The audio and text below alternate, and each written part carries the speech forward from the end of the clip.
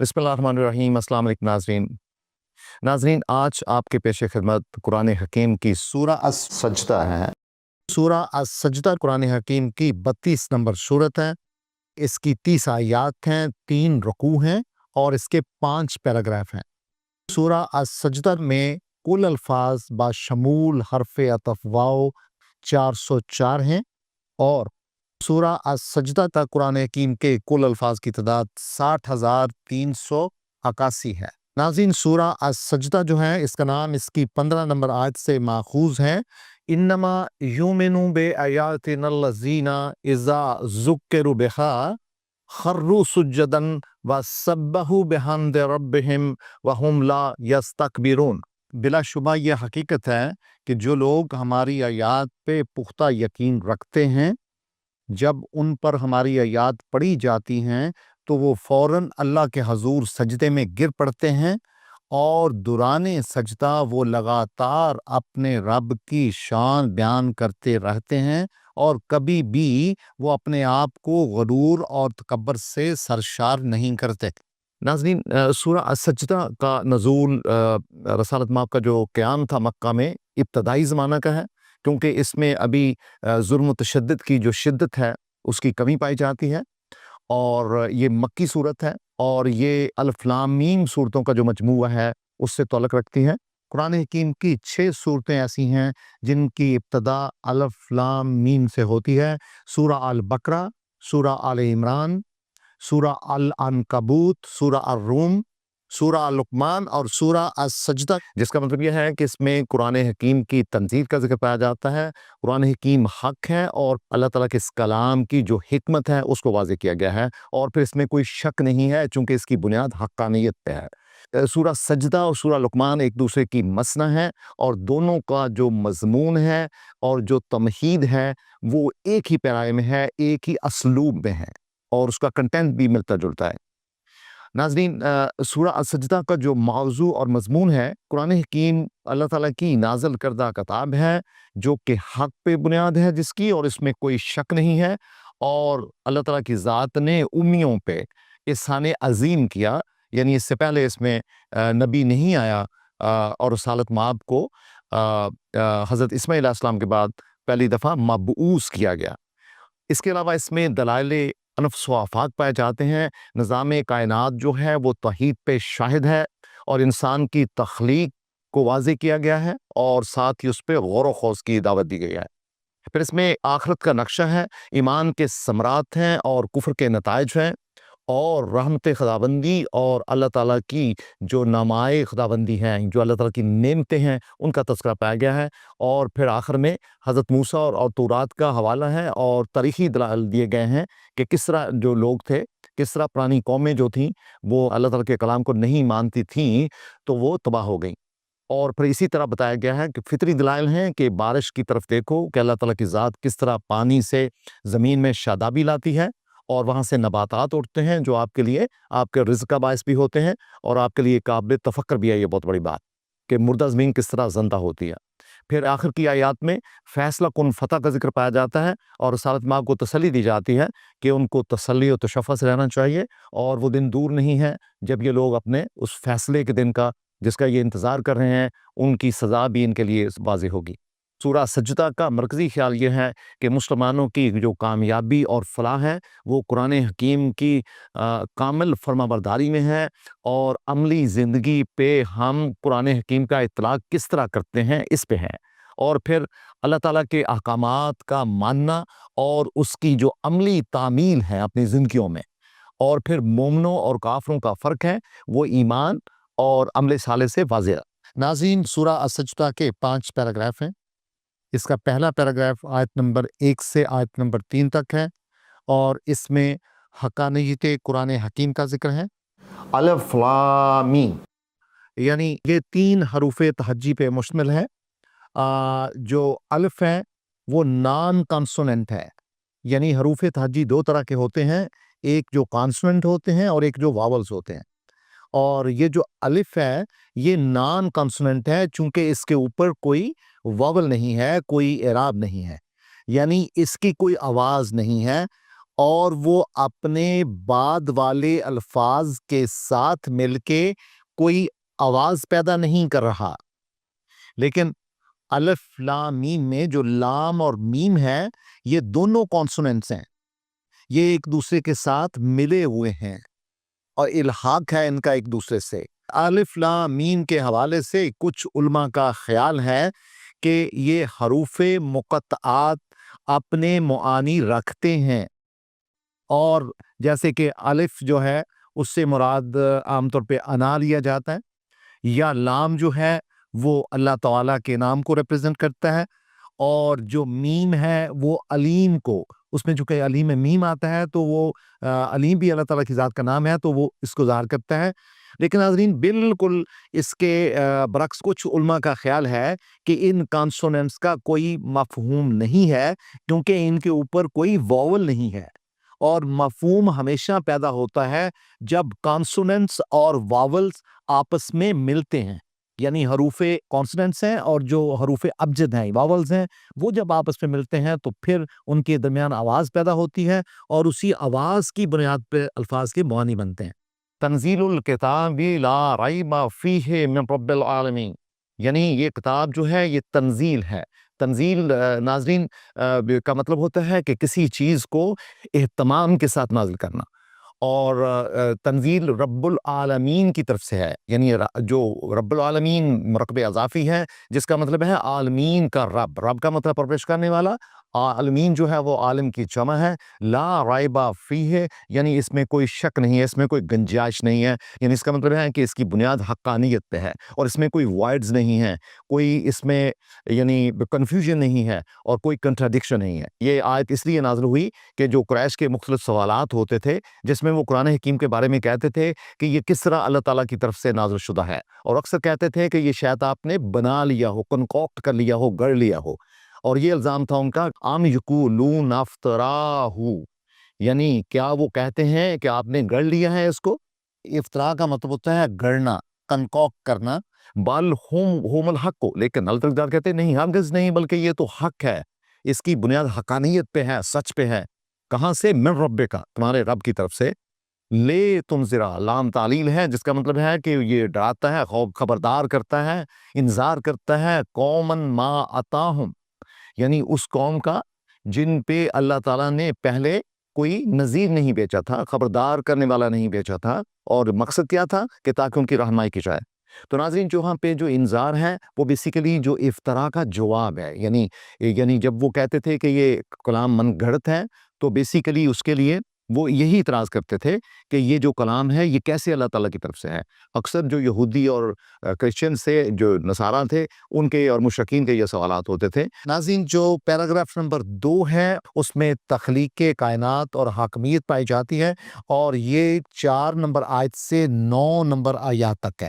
اور بتایا جاتا ہے کہ اللہ تعالیٰ کی ذات وہ ہستی ہے جس نے آسمانوں کو اور زمین کو پیدا کیا, اور پھر جو کچھ ان کے درمیان ہے, اور ان کو 6 دن میں, یعنی یہ وہ 6 دن ہیں جو کہ اللہ تعالیٰ کے, ان کو ایام خدائی کہا جاتا ہے, یعنی یہ بہت بڑی فیزز ہے. قرآن حکیم نے کہیں سے ایک دن کو 1000 سال کے برابر کہا ہے اور کہیں 50,000 سال کے برابر کہا ہے, جس کا مطلب ہے کہ جو خدائی ایام ہوتے ہیں ان کی مدت جو ہے وہ زمین اور سورج کے مدار کی مرہون منت نہیں ہے, بلکہ وہ پورے کائنات پہ محیط ہے. ثم استویٰ علی العرش, تو اللہ تعالیٰ کی ذات آسمانوں کو اور زمین کو اور جو کچھ ان کے درمیان ہے پیدا کر لیا, تو پھر اللہ تعالیٰ کی ذات جو ہے مقتدر ہو گئی پوری کائنات پہ, یعنی پوری کائنات کا جو نظام تھا وہ اللہ تعالیٰ کی ذات کے پاس تھا. اور پھر اللہ تعالیٰ کی ذات کہتے ہیں ما لکم دونہ من ولی ولا شفیع, تو پھر کوئی ایسا بندہ نہیں ہوگا جو آپ کے ساتھ آپ کا شفیع ہوگا, شفاعت کرنے والا ہوگا, ولی ہوگا یا آپ کا دوست ہوگا سوائے اللہ تعالیٰ کی ذات کے, جب یوم قیامت کا دن ہوگا. تو افلا تتذکرون, بیسیکلی یہ دلائل ہیں, فطری دلائل ہیں, اور انسان کی تخلیق کے حوالے سے دلائل ہیں کہ تاکہ پھر انسان سوچیں, تدبر کریں, فکر کریں کہ بھی کیسے ممکن تھا کہ اللہ تعالیٰ کے کوئی دوسرے لوگ اللہ تعالیٰ کی ذات کے علاوہ کیسے اتنا بڑا انتظام پیدا کر سکتے ہیں اور اس کو چلا سکتے ہیں. اور یہ بیسیکلی ما لکم من دونہ من ولی ولا شفیع, یہ نتیجہ ہے اللہ تعالیٰ کے خالق ہونے کا. فلاسفرز اور سائنسدانوں کی تھیوریز عام ریڈرز کو کنفیوز کرتی ہیں, جبکہ قرآن حکیم جو ہے یہ کرنٹ کتاب ہے، ہر لمحہ بلمحہ کی کتاب ہے، جس کو قرآن حکیم نے لکل اجل کتاب کہا ہے، جو کائنات کی تخلیق اور انسان کی پیدائش پر اٹل شہادت کے ساتھ یہ کتاب یعنی قرآن حکیم ہماری رہنمائی کرتی ہے۔ قرآن حکیم فرماتا ہے یا ایھا الناس قد جاءکم برہان من ربکم، اے انسان تمہارے رب کی طرف سے آپ کو برہان یعنی بہت واضح کتاب اللہ تعالیٰ کی ذات نے آپ کو عنایت کر دی ہے۔ وَأَنزَلْنَا عَلَيْكُمْ نُورًا مُبِينًا، اور آپ پر نازل کیا ہے قرآن حکیم کو، جو کہ کیا ہے؟ نور مبینہ، ایک واضح اور ایک کلیئر نور ہے، یعنی ایک پیور نور ہے آپ کے لیے، یعنی آپ کے لیے ہدایت ہے۔ ناظرین، پھر قرآن حکیم کہتا ہے کہ اللہ تعالیٰ کی ذات وہ ہستی ہے یدبر الامر من السماء، یعنی جس کے احکامات جو ہیں وہ آسمان سے یعنی اللہ تعالیٰ کی ذات سے صادر ہوتے ہیں زمین کی طرف، ثم یرج علیہ فی یوم کان مقدارہ الف سنۃ مما تعدون، اور پھر جو احکامات اللہ تعالیٰ کی ذات کے پوری کائنات کو چلاتے ہیں اور زمین پر بھی صادر ہوتے ہیں، پھر وہی احکامات کی جو تعمیل کی امپلیکیشنز ہیں وہ بھی اللہ تعالیٰ کی ذات کو پہنچتی ہیں، اور ساتھ ہی یعنی 1000 سال کے وقفے کا ذکر پایا جاتا ہے جو ہماری گنتی کے مطابق ہے، یعنی ہمارے جو سالوں کا حساب جو ہے وہ سورج اور جو زمین کا جو مدار ہے اور اس سے جو شب و روز ہوتے ہیں اس کی بنیاد پہ ہے۔ اور سورہ المعارج میں یہ بتایا گیا ہے کہ وہاں جو خدائی یوم ہے اس کی مدت 50,000 سال کے برابر ہے،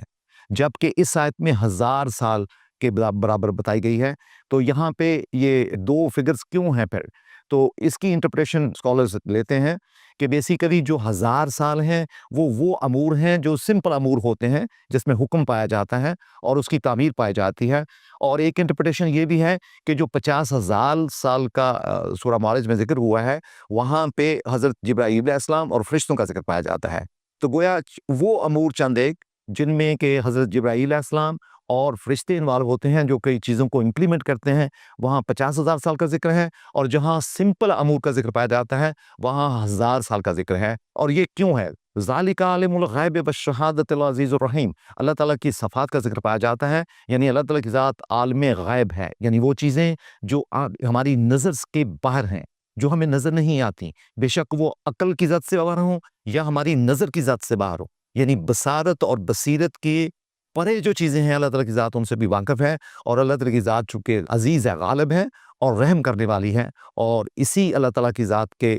کائنات کے نظام کو اور انسانی تخلیق کو اور جتنے بھی امور ہیں کائنات کے ان کو ہم اللہ تعالیٰ کی ان صفات کی روشنی میں سمجھ سکتے ہیں۔ اللہ تعالیٰ کی ذات وہ ہستی ہے جس نے ہر چیز کو احسن طریقے سے پیدا کیا۔ الذی احسن کل شیء خلقہ وَبَدَأَ خَلْقَ الْإِنسَانِ مِنْ طِینٍ، بدا کہتے ہیں جب ایک نئے طریقے سے کسی چیز کو پیدا کیا جائے، اور پھر انسان کو ایک نئے انوویٹو طریقے سے پیدا کیا مٹی سے، یعنی ایسی مٹی جو کھنکھناتی ہو، جس میں چکنی ریت بھی ہو اور چکنی مٹی ہو، تو اللہ تعالیٰ کی ذات نے انسان کی تخلیق اس چکنی مٹی سے کی۔ ثم جعل نسلہ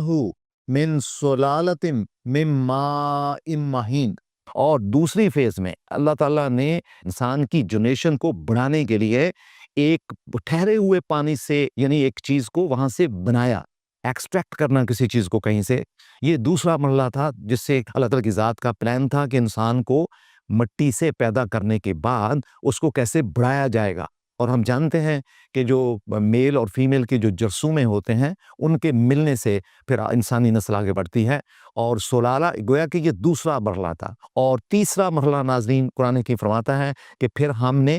تسویہ کیا، ثم صوّہ ونفخ فیہ من روحہ وجعل لکم السمع والابصار والافئدہ قلیلا ما تشکرون،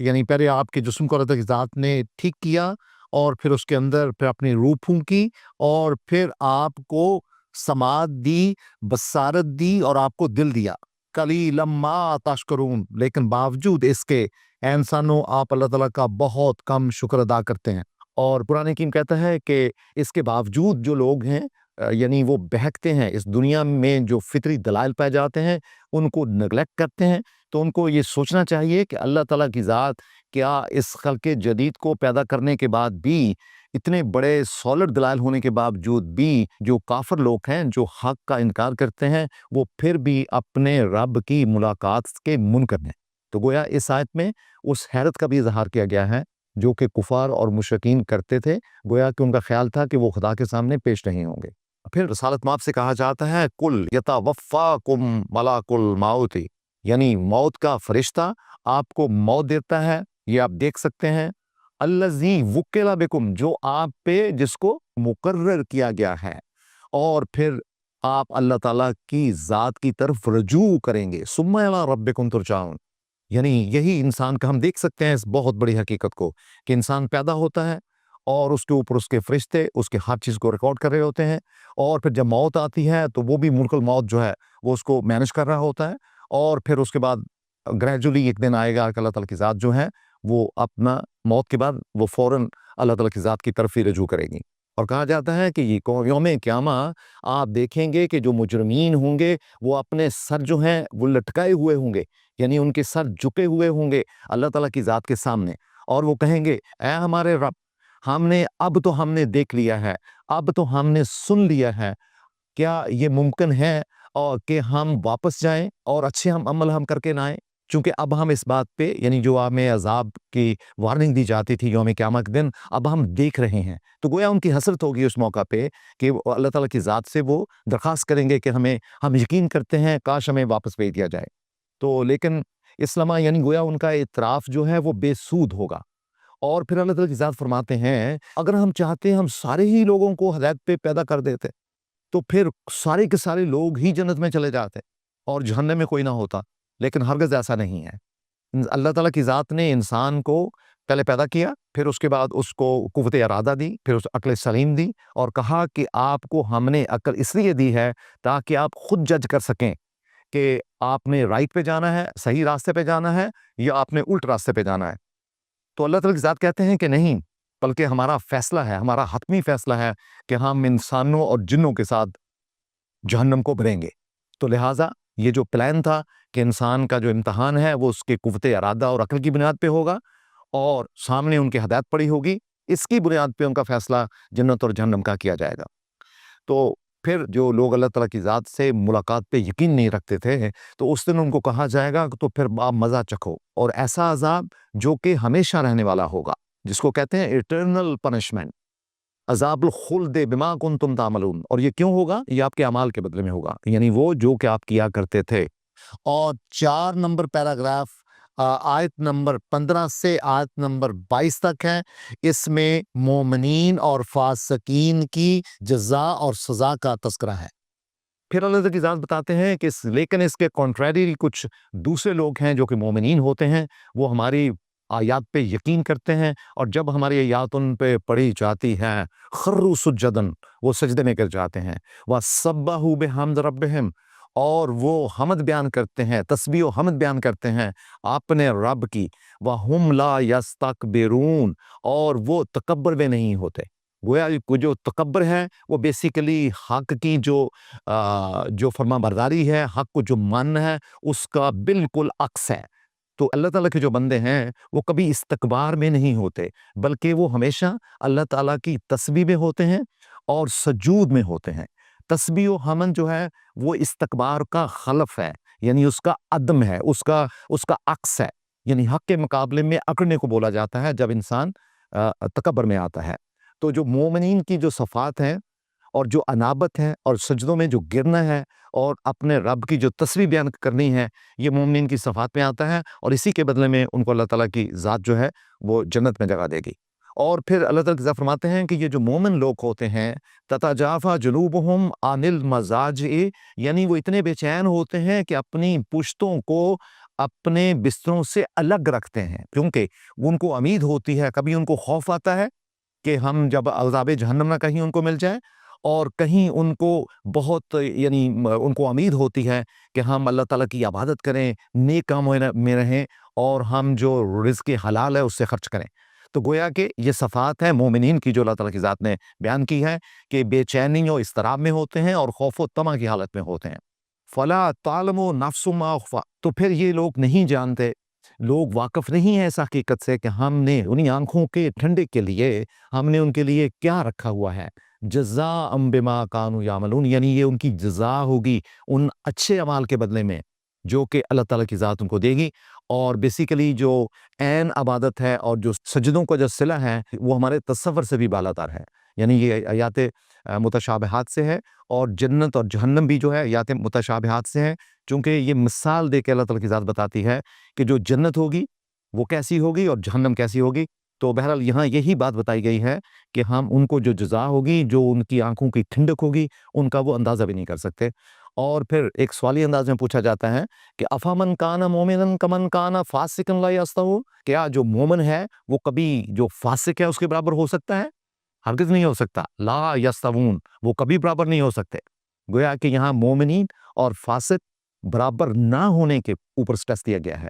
اور کہا گیا ہے کہ وہ لوگ جو اللہ تعالیٰ کے وہ بندے جو مومن ہوتے ہیں، ایمان رکھتے ہیں، عمل صالح کرتے ہیں، ورچوس مطلب ڈیڈ کرتے ہیں، ان کے لیے جنت الماوا ہوگی، اور وہ ان کے ریسیپشن پہ ہوگی۔ نزول کہتے ہیں ریسیپشن کو یا میزبانی کو، اور جنت الماوا وہ باغات ہیں جو کہ یعنی سدرۃ المنتہا کے پاس ہوں گے۔ سدرۃ المنتہا کیا ہے؟ ایک ایسا مقام ہے جو کہ عالم ناسوت اور عالم لاہوت کا اتصال ہے، اس کے درمیان وہ نقطہ جہاں پہ کہ عالم ناسوت اور عالم لاہوت ملتے ہیں، اور یہ جو ان کی ریسیپشن ہوگی جنت الماوا میں نیک لوگوں کی، اللہ تعالیٰ کے نیک بندوں کی جو اچھے عمل کرتے ہیں، وہ ان کے اعمال کے بدلے میں ہوگی۔ پھر قرآن حکیم بتاتا ہے کہ اس کے بالکل برعکس وہ لوگ یعنی جو فاسق ہوتے ہیں ان کا ٹھکانہ جہنم کی آگ ہوگی، اور جب وہ اس سے نکلنا چاہیں گے تو ان کو واپس اس کے اندر لایا جائے گا، اور ان کو کہا جائے گا کہ وہ اس عذاب کا مزہ چکھیں۔ کیوں؟ کیونکہ وہ حق کا انکار کیا کرتے تھے۔ تو گویا اس میں فاسقوں کا انجام پایا جاتا ہے۔ اور پھر قرآن حکیم کہتا ہے کہ ہم ان کو یقیناً ولا نذیقنہم من العذاب الادنی دون العذاب الاکبر لعلہم یرجعون، اور پھر یقیناً ہم ان کو، اس میں لام تاکید ہے اور ساتھ ہی یعنی جو فعل مضارع اذکر ہے اس کا استعمال کیا گیا ہے، یعنی تاکید کے اور نون کے ساتھ، نذیقنکم، کہ یقیناً ہم ان کو بڑی شدت سے عذاب دیں گے، وہ عذاب جو کہ اکبر یعنی بہت بڑا عذاب جو یوم قیامہ کا ہوگا اس کے علاوہ ہوگا، یعنی یہ وہ عذاب ہے جو کہ قرآن حکیم یعنی وحی اور رسولوں کی تکذیب کے نتیجے میں ہوتا ہے۔ اس کو عذاب ادنا کہا گیا ہے، اور عذاب اکبر کہا گیا ہے جو کہ یوم قیامہ کا عذاب ہوگا، آخرت کا عذاب ہوگا۔ وَمَنْ أَظْلَمَ مِمَّا ذُكِّرُوا بِآيَاتِ رَبِّهِمْ، اور جو ہماری آیات کو، ہمارے میسیجز کو، ہمارے پیسیجز، وربل پیسیجز کو، اور ہمارے جو مختلف دلائل ہیں ان سے اعراض کرتے ہیں، ان کو نگلیکٹ کرتے ہیں، ان کے ساتھ ان کو مانتے نہیں ہیں، اور ان کے تدبر اور فہم پہ غور نہیں کرتے، تو یہی لوگ ہیں جو مجرم ہوں گے۔ اِنَّ مِنَ الْمُجْرِمِينَ مُنْتَقِمُونَ، تو گویا کہ ایسے مجرمین کا جو انتقام ہوگا وہ عذاب کی شکل میں ہوگا۔ اور پھر آخری پیراگراف جو ہے وہ آیت نمبر 23 سے آیت نمبر 30 تک ہے، اس میں تاریخ اور جو فطرت ہے اس کے شواہد پائے جاتے ہیں، اور حضرت موسیٰ علیہ السلام کا ذکر کیا گیا ہے، اور ان کی قوم کا اور تورات کا ذکر کیا گیا ہے، اور کہا گیا ہے کہ ہم نے حضرت موسیٰ کو خطاب دی جس میں کوئی شک نہیں ہے، اور اللہ تعالیٰ کے ساتھ جو ملاقات ہے اس میں کوئی ریب نہیں ہے، کوئی شک نہیں ہے، اور ہم نے تورات کے ذریعہ بنی اسرائیل کو بھی یعنی یہی ترغیب دی، اور ہم نے ہدایت دی۔ الکتاب سے مراد تورات ہے، اور من لکائی کا مطلب ہے اس میں ضمیر کا جو مرجع ہے وہ یوم عذاب ہے، اور چاکو سباق بھی اس پہ دلیل دیتا ہے، یعنی یوم انتقام اور یوم عذاب کے ہونے میں تم کو کوئی شک نہیں رکھنا چاہیے، اور اس کا جو رخ ہے وہ کفار اور مکذبین کی طرف ہے، اور جو کتاب کی ہدایت کا جو ثمر ہے اور جو اس کی قیادت اور رہنمائی کے اوصاف ہیں اس میں تورات کا حوالہ دیا گیا ہے۔ پھر قرآن کی بتاتا ہے کہ یقیناً جو ہر قوم کے اندر مومن اور کفار لوگ تھے، اور ان کے درمیان جو فرق پایا جاتا ہے یقیناً وہ قیامت کے دن واضح کر دیا جائے گا، اور جو مومنین ہیں ان کی جزا ہوگی، اور جو کافرین ہیں ان کی سزا ہوگی۔ اور پھر رسالت مآب کو اور ان کی قوم کو کہا جاتا ہے کہ دیکھو ہم نے آپ سے پہلے کتنی ہی قوموں کو اس طرح ان کو تباہ کیا جو حق پہ نہیں آئے تھے، حالانکہ وہ اپنے گھروں میں، مکانوں میں، اپنی آبادیوں میں رہتے تھے، لیکن انہوں نے پھر بھی ہماری آیات پہ غور نہیں کیا، جس کا نتیجہ ان کو بھگتنا پڑا۔ تو اس میں اِنَّ فِی ذَلِکَ لَآیَاتٍ، یعنی گویا اس میں اشارہ پایا جاتا ہے ان سرگزشت کہانیوں کا، قوموں کا جو ماضی میں رہی ہیں، اور کتاب اور رسولوں کے ذریعہ ان کو یاد دہانی کرائی گئی، اور ان مجرموں کو جو عذاب دیا گیا اس کا ریفرنس دیا گیا ہے تاکہ رسالت مآب کی جو قوم ہے وہ بھی ان قوموں سے سبق حاصل کرے۔ اوالم یرو، کیا وہ دیکھتے نہیں ہیں، غور نہیں کرتے، انا نسوق الماء، کہ ہم کس طرح پانی کو بہاتے ہیں زمین پر، اور ایسی زمین جو بنجر ہوتی ہے، اور پھر کیا بند ہوتا ہے اس کا نتیجہ، فَنُخْرِجُ بِهِ زَرْعًا، تو اس کے نتیجے میں ہم خوبصورت قسم کے جو شدابی پلانٹس ہوتے ہیں، نباتات ہوتی ہیں، وہ نکلتی ہیں، تَأْكُلُ مِنْهُ أَنْعَامُهُمْ، اور اس سے جو جانور چوپائے اور جو کریچرز ہیں اللہ تعالیٰ کی وہ مستفید ہوتی ہیں، وَأَنفُسُهُمْ، اور وہ خود بھی اس سے فائدے اٹھاتے ہیں۔ آفلا یبصرون، سوالی انداز میں پوچھا جاتا ہے، تو گویا ان کی عقل، تدبر، فہم کام نہیں کرتا، وہ تدبر کیوں نہیں کرتے؟ گویا اس آیت میں انفس و آفاق کے دلائل دیے گئے ہیں تاکہ آپ حق کی طرف آئیں۔ وَيَقُولُونَ مَتَىٰ هَٰذَا الْفَتْحُ إِن كُنتُمْ صَادِقِينَ، تو وہ کہتے ہیں کہ یہ کب ہوگا فیصلے کا دن، اگر آپ سچے ہیں تو بتاؤ۔ تو اللہ تعالیٰ کی ذات رسالت مآب کو کہتے ہیں قل، تو پھر آپ ان کو سمجھاؤ، یوم الفتح، یعنی فیصلے کا وہ دن، لا ینفع الذین کفروا ایمانہم، وہ کفار کو، حق کی تردید کرنے والوں کو، تکذیب کرنے والوں کو اس دن کوئی فائدہ نہیں دے سکے گا، کوئی نفع نہیں دے سکے گا،